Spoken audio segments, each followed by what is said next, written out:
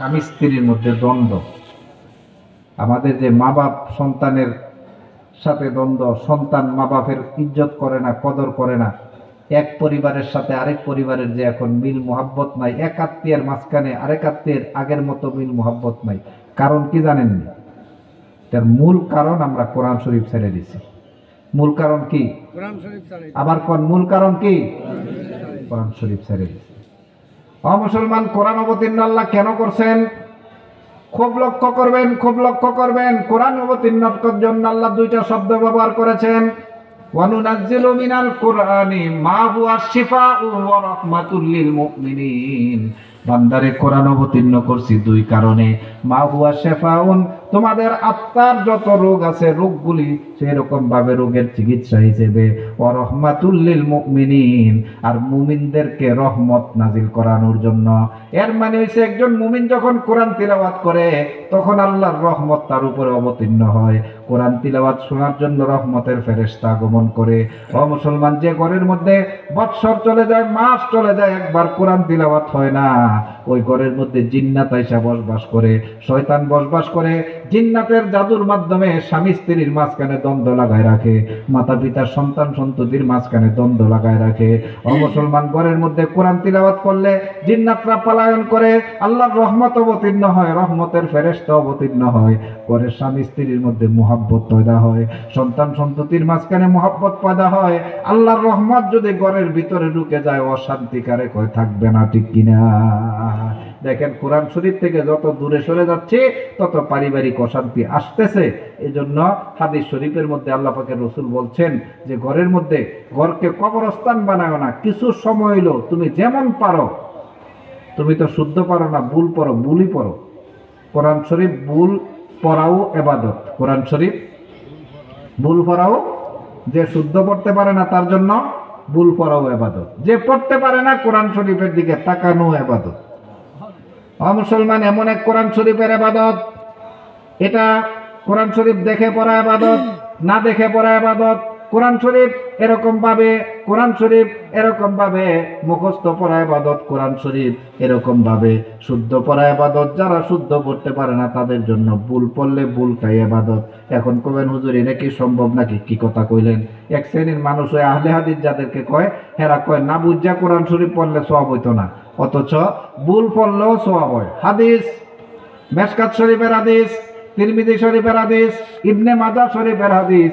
আল্লাহ পাকের নবীর পাশে আম্মা জান আয়েশা রাদিয়াল্লাহু তাআলা আনহা বসা, দেখে বলতেছি, ইয়া রাসূলুল্লাহ, আল মাহিরু বিল কোরআনি মা সাফারাতিল কিরামিল বারারা। হাফেজে কোরআন তো ফেরেশতার মতো ফেরালায়, তার কোনো কষ্ট হয় না। আল্লাযীনা ইয়াকরাউনাল কোরআন ওয়া ইয়াতাতাউ ফি, ইয়া রাসূলুল্লাহ, যারা কোরআন তিলাওয়াত করে, ওয়া ইয়াতাতাউ ফি, শব্দে শব্দে অক্ষরে অক্ষরে ঠেকা ঠেকা পড়ে, আলহামদু না হয় টান্না পড়তে পারে না, অর্থাৎ কোরআন শরীফ ছোটকাল থেকে পড়ে নাই, অনেক কষ্ট করে পড়ে, হুজুর তাদের জন্য কি সওয়াব নাই নাকি? আল্লাহ রাসূল কয়, হাফেজে কোরআন তিলাওয়াত করে যে সওয়াব অর্জন করবে, যে ব্যক্তি কোরআন শরীফ তিলাওয়াত করতে পারতেছে না, ঠেকিয়া ঠেকিয়া ঠেকিয়া ঠেকিয়া কষ্ট করে পড়ছে, হাফেজে কোরআন থেকে ডবল সওয়াব আল্লাহ দান করে দিবে। ডবল সওয়াব, লাহু আজরান। ঠেকিয়া ঠেকিয়া পড়লে কি শুদ্ধ পড়তে পারে? কর না, ভুল পড়লেই তো ঠেকা ঠেকা পড়ে। যে শুদ্ধ পড়তে পারে তো হেতে তো হাফেজের মতোই পড়তে পারে। যে শুদ্ধ পড়তে পারে না, আপনাদের মতো আমাদের মতো, তারাই তো ঠেকা ঠেকা পড়ি। আমাদের আলফাজের মধ্যে গলতি, আমরা একটার সাথে আরেকটা মিলাইতে পারি না, মিলাইতে গিয়ে কষ্ট হয়ে যায়। মিলাইতে মিলাইতে দেখা গেছে যে একটার সাথে আরেকটা মিলাইছে, আরেকটা খুঁজাই পাই না, জবর না কি যে আর কি করবো, ঠিক না? তো ভুল হয়। তো অনেকে যে কোরআন শরীফ না বুঝা পড়লে সওয়াব নাই, এখানের মধ্যে তো আম্মা জান আয়েশার কথায় কোরআন শরীফ ভুল পড়লেও ডবল সওয়াব কইছে, ভুল পড়লেও ডবল সওয়াব। কোরআন শরীফের দিকে তাকায় থাকো ইবাদত। আপনি কোরআন শরীফ পারেন না, ছোটকালে পড়েন নাই, পৃষ্ঠা নিয়ে আল্লাহর কালামের পৃষ্ঠার দিকে তাকায় থাকেন। আমার স্রষ্টার কালাম। কার কালাম? আপনার অন্তরের দরদে হাজারো মাসালাকে হল করে দেব।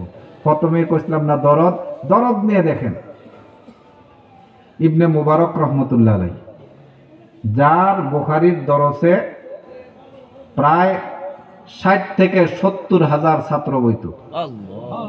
আমাদের হাটহাজারীর বুখারীর দরসে মাত্র 420 জন ছাত্র, বাংলাদেশের সবচেয়ে বড় মাদ্রাসা, অথচ ইমাম ইবনে মুবারক রহমতুল্লাহ আলাইহির দরসের মধ্যে 60 থেকে 70,000 ছাত্র শুধু বুখারীর দরসে বইতো। উনি একদিন স্বপ্নে দেখতেছে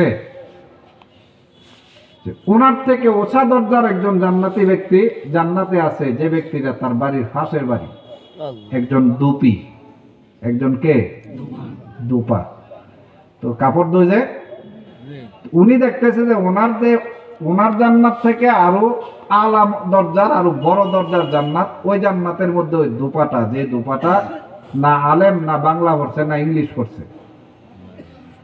একদিন স্বপ্ন দেখছে, সারাদিন চিন্তা ভাবনা করছে, কিরে কেমনে সম্ভব, আমরা এত তাহাজ্জুদ নামাজ জীবনে ছাড়ি না, আর এই বেড়া তো কোনোদিন তাহাজ্জুদ উঠেও না, কারণ সে তো মূর্খ মানুষ, কোনো মতে নামাজ পড়লে পড়ে না, হয়তো বা এত মূর্খ তাহাজ্জুদ কারে কয় জানে না, তো এর এত মর্যাদা কেমনে হইল?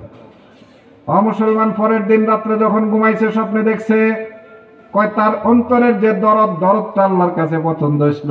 আব্দুল্লাহ ইবনে মুবারক যখন এখানের মধ্যে চিল্লায় আর কান্দে তাহাজ্জুদ নামাজের মধ্যে, কান্নার আওয়াজটা ওই দুপার বাড়ি পর্যন্ত যায়। এখন দুপা যখন জাগ্রত হয়, আক্ষেপের সাথে অন্তরের দরদ নিয়ে বলতো, আল্লাহ তুমি তো আমার এত বড় আলেম বানাও নাই, আমিও যদি এত বড় আলেম হইতাম, আমিও তো তাহাজ্জুদ নামাজের মধ্যে কান্দতাম, আমি তো তাহাজ্জুদ নামাজই জানি না, কান্না তো দূরের কথা। ইবনে মুবারক রে, তার অন্তরে যে দরদটা ছিল, দরদটা আমি আল্লাহর কাছে পছন্দ হয়েছে, তার দরদের কারণে তোমার থেকে আলাদা জায়গায় তারে বসাই দিছি, তার অন্তরের দরদের কারণে। এজন্য মুসলমান দরদ নিয়ে ইবাদত বন্দি করবা, রোজা রাখবা আল্লাহকে খুশি করার জন্য, দুনিয়ার মানুষের জন্য না। অনেক মানুষে রোজা ভাঙ্গে চর এলাকার মধ্যে আমি 5টা ভাঙছি, আরেকজনকে আরে করতে বেশি আমি ভাঙছি, এটারে আবার বাবুগিরি দেখায়, ঠিক না? যদি রোজা না রাখা, মানুষ আর জানোয়ারের মধ্যে পার্থক্য কি? মুসলমান জানোয়ার চাইলে সে ক্ষুধার্ত থাকতে পারে না, মানুষ আমি চাইলে ইচ্ছা করলে রোজা রাখতে পারি, ঠিক না? জানোয়ার সে যত বেশি খায় তত গর্ব করে। আমরা